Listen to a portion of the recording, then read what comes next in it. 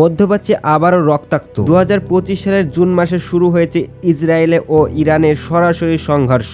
কি ঘটেছে, কতটা গভীর এই যুদ্ধ এবং গোটা পৃথিবী কতটা ঝুঁকিতে, বিস্তারিত থাকবে আজকের এই ভিডিওতে। 13 জুন 2025 ইসরায়েলে অভিযোগ তোলে যে ইরান তাদের দূতাবাসের নিকটে হামলার পরিকল্পনা করছিল।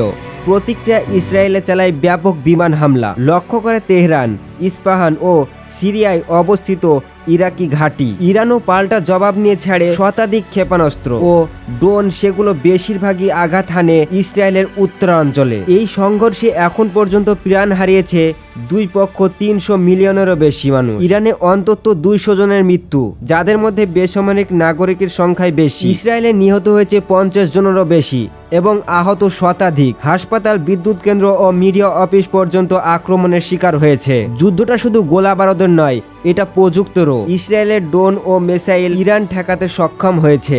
অন্যদিকে ইরান ব্যবহার করছে হ্যাপিসনিস মিসাইল, যার মাধ্যমে 1200 কিমি দূর পর্যন্ত আঘাত হানা সম্ভব। গোয়েন্দা অভিযান, সাইবার যুদ্ধ।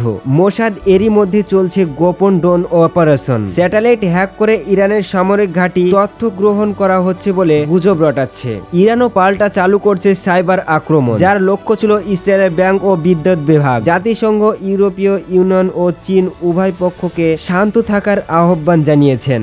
মার্কিন প্রেসিডেন্ট ডোনাল্ড ট্রাম্প দ্বিতীয়বারের মতো হুঁশিয়ার দিয়ে বলেছেন, আমরা ইরানের নিঃশর্ত আত্মসম্পূর্ণ চাই। বিশ্ববাজারে প্রভাব পড়ছে তেলের দাম 30% পর্যন্ত। ইরানের তেহরান, মুজান্দারান ও গিলিয়ানে মানুষ ঘর ছেড়ে পালাচ্ছেন। ইসরায়েলেও জরুরি অবস্থায় জারি হয়েছে। হাজার হাজার পরিবার শরণার্থী ক্যাম্পে আশ্রয় নিয়েছেন। খাবার ও পানির ঘাটতি চরম। এই যুদ্ধ যদি দীর্ঘস্থায়ী হয়, তাহলে কেবল ইসরায়েল ইরান নয়, পুড়ে যাবে পুরো মধ্যপ্রাচ্য।